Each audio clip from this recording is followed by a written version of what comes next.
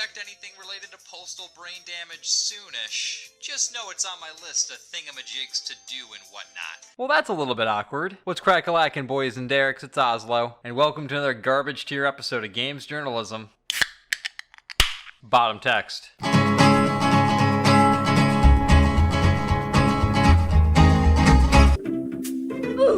Get fucked! So Postal Brain Damage recently came out.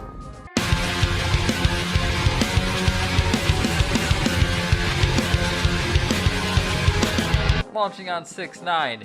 Nice, boys. I see what you did there. It's a sex thing! I remember seeing this game be announced at the first Realms Deep, so I've been following the development the whole time and watching the game evolve. And after powering through a playthrough, I do want to talk about it. Throw my very unqualified 2 cents into the mix. Buckle up for safety. Oakley dokley, boys and derricks, let's get the technicals out of the way first. Postal Butter Jelly Time was developed by Hyperstrange, which I recently found out was based out of Poland, which has my politically challenged brain asking myself, is this Slav jank? I don't know. Fucking maybe. Let's ask a Slav.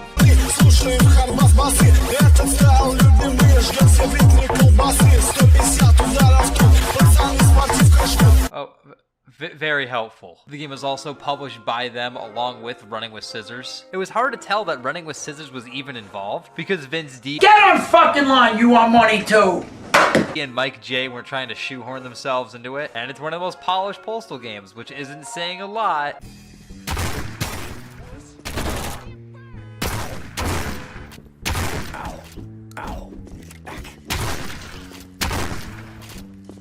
But I want to give credit where credit's due. Gay! Now, what exactly is Postal Rain Damage? The short answer is the spin-off boomer shooter to the Postal series. And if we want to break that down even further, because fuck you, it's my video, the Postal series is a collection of 3 games, and only 3 games. We don't talk about Postal 3 in this household. Hi, I'm Vince Desi, CEO of Running with Scissors. I'm proud to present today Postal 3, a nominee for Best Console and Best Action Game of Show. Postal 3 is a collaboration between Running with Scissors, Akella, and Akella's design and development studio, Trashmasters. Crazy new weapons like the Badgersaw. The Postal dude, he's up to his old antics, looking for employment. This time, he gets a job as a jizz mopper. Do it, kill me! Kill me! We keep it upstairs in the attic with the rest of the bastard children. Anywhoosies, the 3 good Postal games are all about wholesome family fun.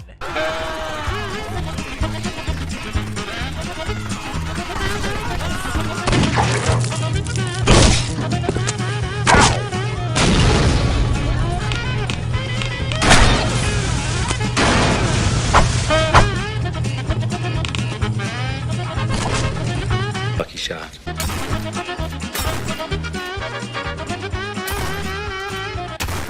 Just my way of saying hi. And a boomer shooter is an FPS that looks old, sounds old, plays old, favoring pre-Half-Life style level design. When you think of retro FPSs and boomer shooters, think these, not these. What I'm saying? No, I can already hear little Timmy typing away, asking what the story is. Timmy's a little stupid dweeby weenie who puts narrative and story in his boomer shooters above all else, including social interactions and his father's respect. So I might as well talk about the story for Timmy's sad, pathetic sake. In the game you play as the dude, this time you're voiced by Corey Cruz.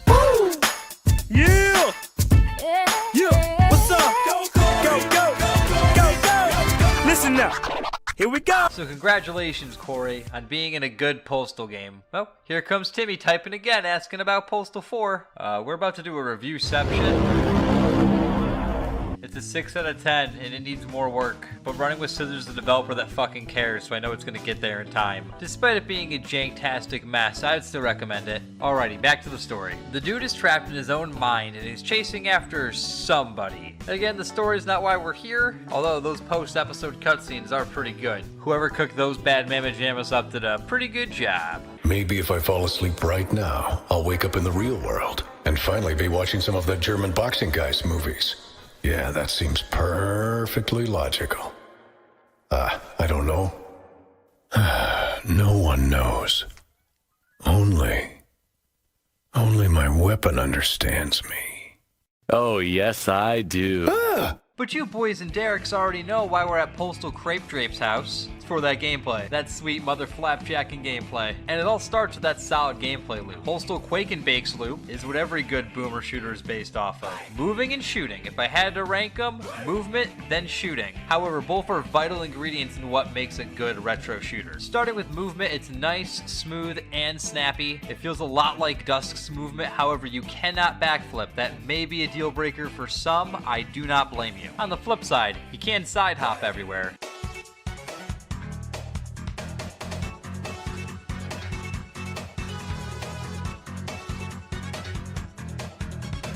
The movement in other places, i.e. the air and the ground, feel great as well. While in the air, you have the right amount of speed to fly through the air while popping off sick headshots. And the swimming never stays long enough to get annoying. I can count how many times I encountered water on one hand.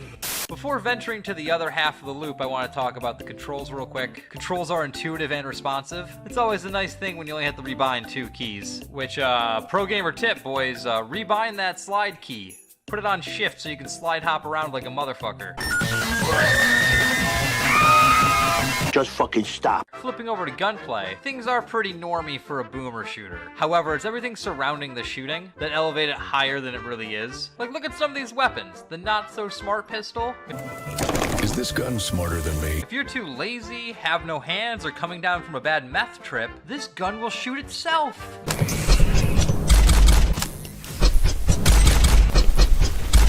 Now that's a fine jib. You don't gotta worry about a damn thing. We also got the dildo bow. The left is.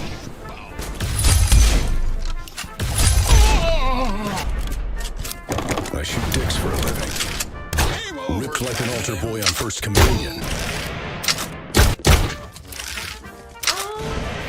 I'm just gonna leave this one here for you guys.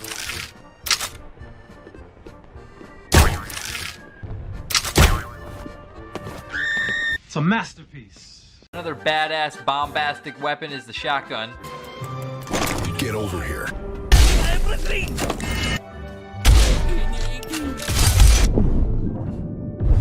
See what you made me do.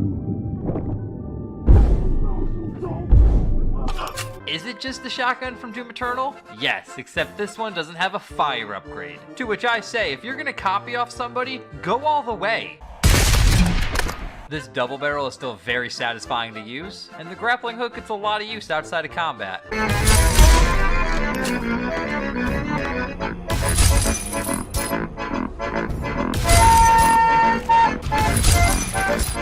I have one more gun I want to talk about. I just forgot the name of it. Let me do a little... Brainfucker 69,000. Hello, my friend.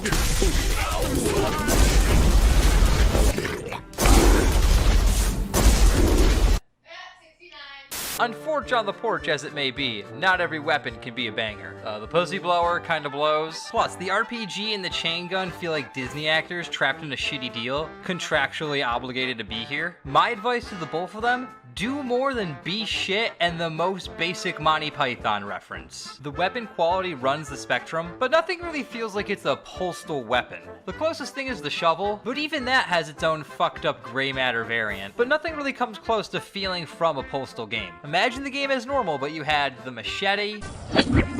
It's like bowling. Cooler. Heads up.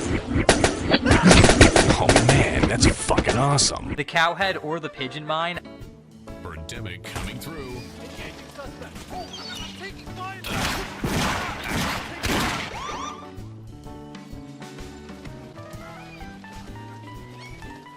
Get what you fucking deserve! Either would work great. Having the WMD be the BFG of the game would have been fucking radical. And the shears were right there the whole time, just tempting me.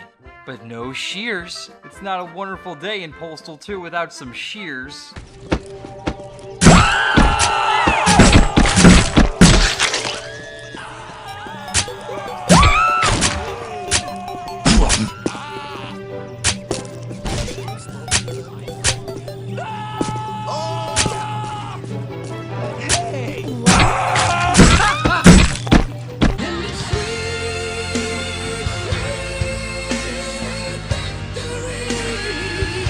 Postal Nicolas Cage damage also has some power-ups. You've got ammo boxes, armor, bullet time.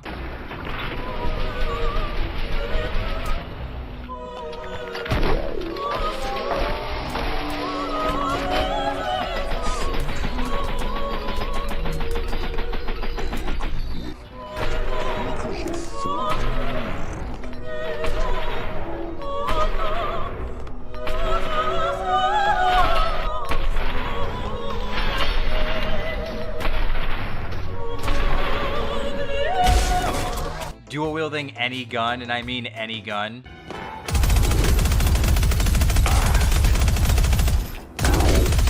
You can't really mix and match the firearms, but it's still really cool to see two brain fuckers going off at the same time.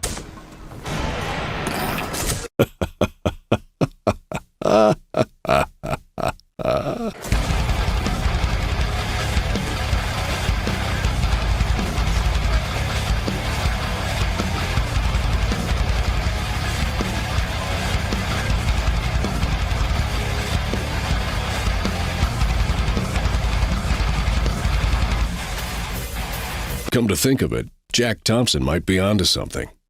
Nah. You also got yourself some postal related power-ups, like the all-present health pipe is here. It may not be good for you, but man, that shit's great. Make a reference to crack, check. Now all we need is Champ, Joe Lieberman, and pissing on stuff, and we really have the true postal experience. And speaking of pissing on stuff,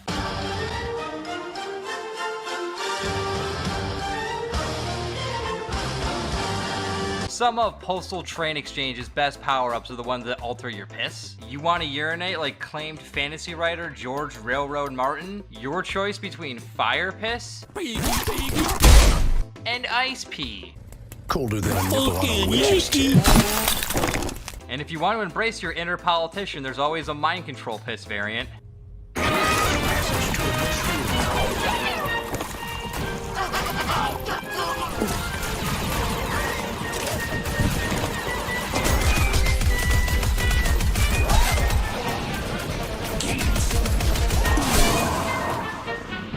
Don't get me wrong, Derek, 'cause I enjoy using these power-ups. But my problem is the game will only remind me I have these power-ups once I open the weapon wheel. By the end of most episodes, I forgot I had a lot of these power-ups. I have a very similar issue when I play any of the retro build engine shooters. Look, here's the thing. I'm gonna be honest with you. I'm kind of retarded. Shooting things is neato burritos, boys. But it also helps to have cool things to shoot at. And that's one of Postal's, despite all my rage, I'm still just a rat in my cage damage, does really well at. Enemy design is this game's biggest strength. Every enemy looks and sounds great, but the important part is you can also tell them apart, either visually via their silhouette. Picture how TF2 does its character design. On top of that, every enemy has a unique sound, so you know who they are without even looking at them. It's giving the information to the player without jamming it down their throats. Now that's what I call good game design. And the cherry on top of the cheesecake that is the enemy design, good variety of enemies, strong enemy count. Postal Porter Gage picked up a lot of habits from Reboot Doom, and thankfully the low enemy count wasn't one of them. One of the good habits it picked up from Doom? Fantastic level design. The campaign is made up of 15 maps split across 3 episodes. That's 5 levels for everyone who can't do the math. And each one of these levels is densely packed, chock full of monsters, goodies, weird things to fuck around with, and even weirder things to look at. The architecture and the overall flow of these levels give me big Psychonauts vibes, and for those fools who have never played a Psychonauts, that's a good thing. Also, play Psychonauts, those are really good games. The secrets in Postal Slayin' Strange, chef kissed here.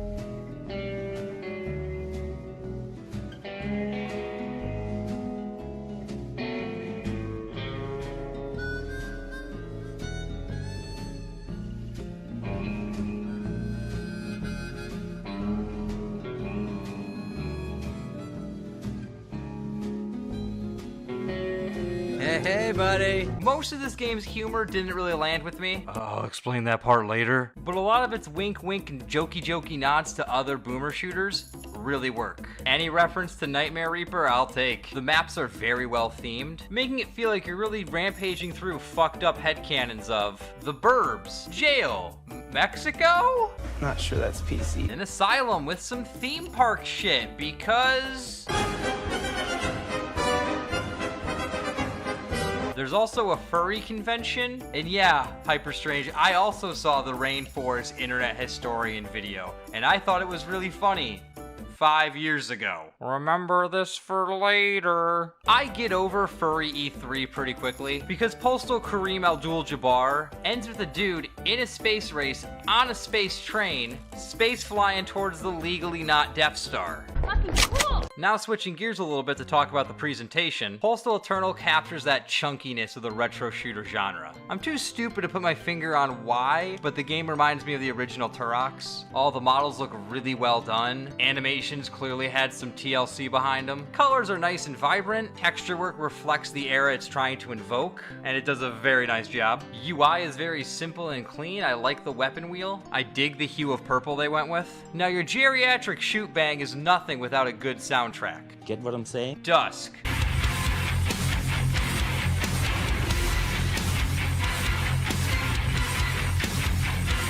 Ion Fury.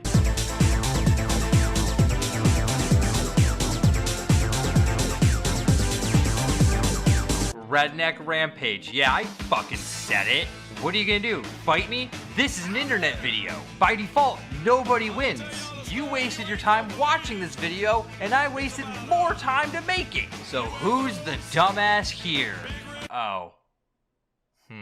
Postal Exit Stage Right has a mixed OST with a couple standout tracks, and that was just groovy by me. That final boss music slaps anime titties. Let's go! 助手はない部屋にこもりたい戦い続けて税金払えない My heart 燃えるような地球温暖化切腹したくて The voice acting is really good. Mind you, 80% of it is Corey Crews quipping to himself. Listen up. As I said, this is my dream. Like, you will encounter things so fucked up that the current global situation will sound perfectly sane in comparison. Health? Pipe. Now I've patched all my insecurities.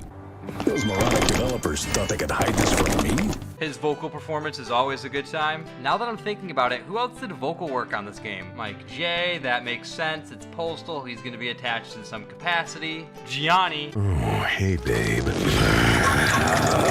Glad he's here. That little gremlin knows how to have a good time. And Jake Parr.